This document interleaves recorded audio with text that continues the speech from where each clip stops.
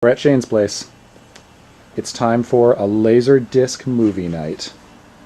It's very dramatic. I like that. It's got a real heavy cadence to it. Yes. Ignore the prevalent sunlight outside. Trust us, the movie night is taking place. Last time we were here, we did horror. Right? Once Upon a Forest? Once Upon a Forest. I've never heard of that. Is this Casper? Yeah, man, Casper the Friendly Ghost. I've never seen that, actually. Shane, what did you think of Casper the Friendly Ghost? The Magnetic Monster, The Quartermass Experiment, The Beast of Hollow Mountain, Invisible Invaders. We could watch the Ewok Adventure. I could brain you with this cotton bug. Yeah. Quick question, have you guys seen Robocop 2? When I was a kid. Yeah, I haven't watched it since it came out. Yeah. I watched Robocop 2 more than the first one. James, what do you think about Robocop 2? I'd watch the fuck out of it. We're good? That's good, yeah. We're good? James, we're good? Of course we're good, man. Okay, we're good. Robocop 2.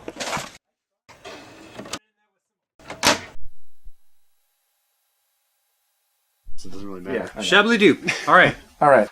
I am James. I'm Sean. I'm Shane.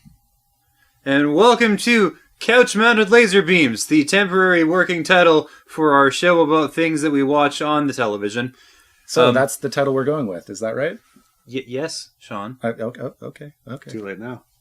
We're going with it. It's in the world. It's in the world. There's nothing we can do about it. The movie we watched today was... Robocop 2. I think we should begin with the summary. Okay. James, All right. can you summarize the plot of Robocop 2? All right. So, summarizing the plot of Robocop 2 in 1 minute, starting now.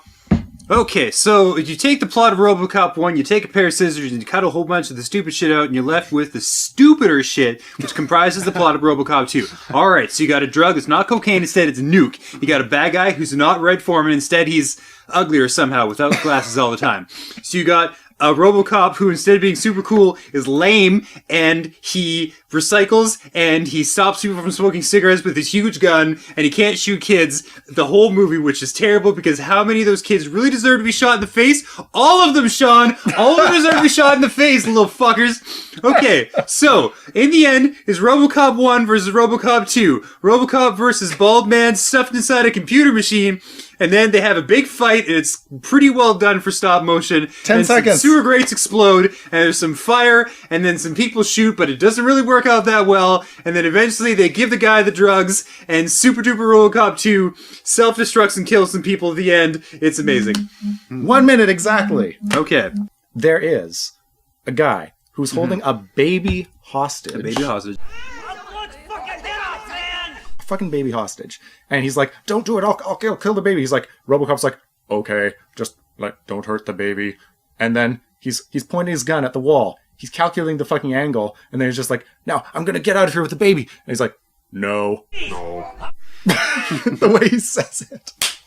No. He shoots the fucking wall, ricochets off, kills the guy in the face. No. How about that moment where he got, shocked and did the pelvic thrust? What can you tell me about that? It was hilarious. What am I supposed to say about that? Just like the first one, you have Officer Alex Murphy / Roboman doing his thing, his regular bullshit, and then a moment where he's broken down, and then a moment where he's rebuilt, and then a moment where he finds himself and becomes the super cop he was always meant to be. So they follow all the same story beats, but just switch the perspectives around slightly. They electrify his ass, and then they take him apart, and it's the same fucking scene from the first one where you get the CRT video feed that's supposed to be his eyes, and they're talking about him in a way that he can't respond to or engage with.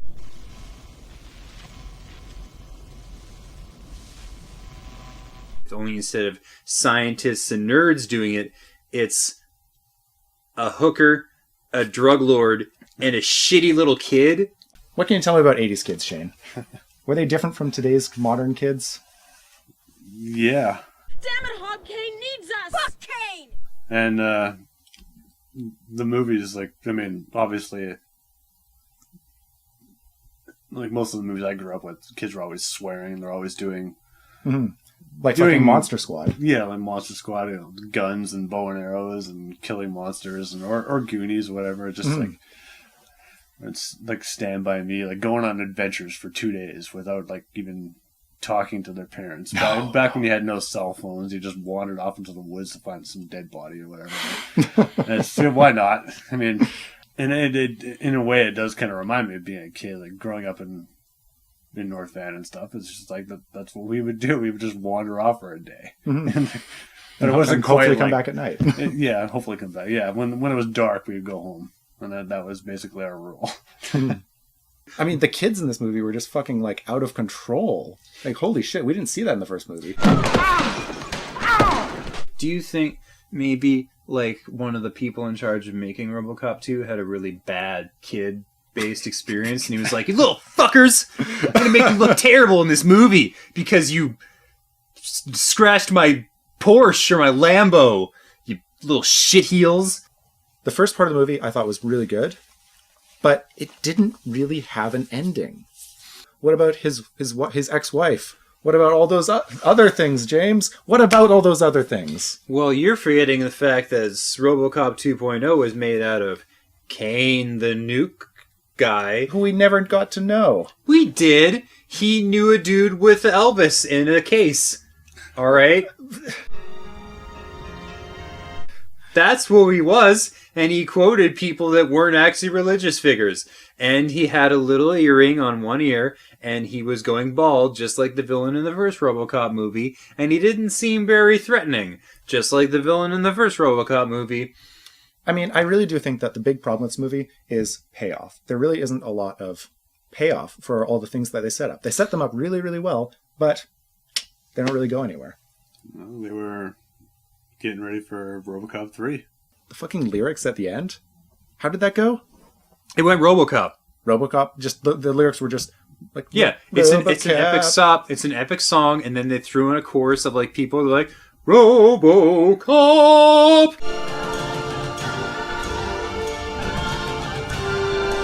That was it.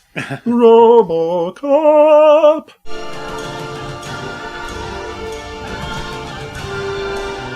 Okay, Shane, would you recommend this movie? Yeah, I would. Just for sheer entertainment. Good effects for the time. Oh, I love the stop motion. It's probably right around the time they stopped generally using stop motion. Basically, the people who made the second one knew the exact ingredients that made the first one great. They just didn't know why they worked. So they threw in everything that made RoboCop 1 awesome, but it was like a gross, disparate hodgepodge of fucking individual components making kind of a leftover stew instead of a fucking perfect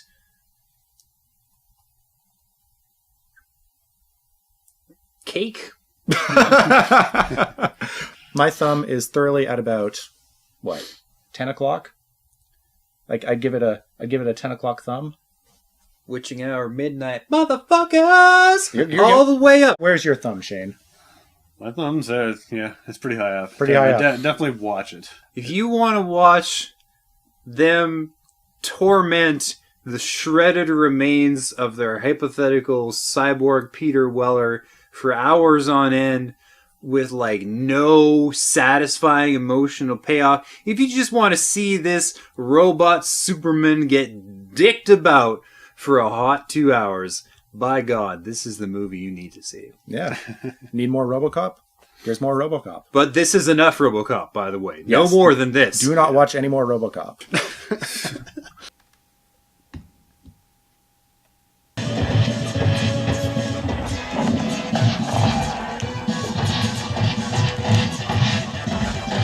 Just beating the game like the easiest end boss ever. I mean, as far as end bosses go, yeah.